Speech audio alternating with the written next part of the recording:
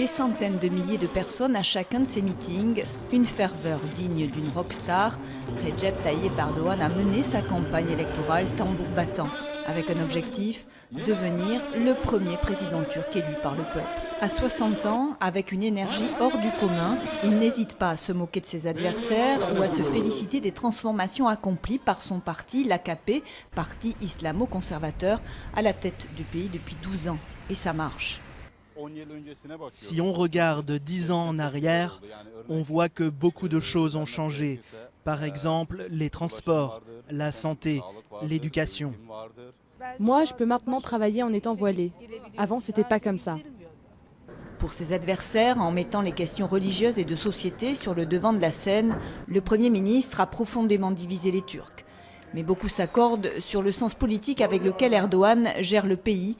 La preuve, malgré la contestation de juin 2013, les critiques sur sa dérive autoritaire et islamiste, le scandale de corruption, c'est bien l'AKP qui a remporté les élections municipales en mars dernier. Vous pouvez le voir comme quelqu'un avide de pouvoir, manipulateur, qui change d'avis du jour au lendemain, au gré des changements des gens de la rue. Mais si on est positif, vous pouvez considérer qu'il a la faculté de sentir ce qui est important aux yeux des gens.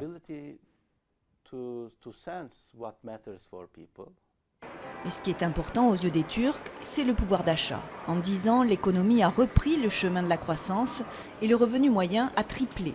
Le pays est devenu une nouvelle Turquie, comme aime à le répéter avec fierté Erdogan. L'impression des gens est que leur vie s'est améliorée.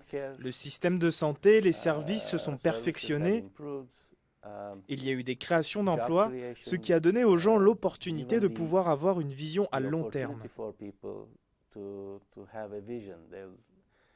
Grâce à une campagne électorale qui ne laisse que peu de place aux deux autres candidats, on voit mal comment le Premier ministre pourrait rater son accession à la candidature suprême.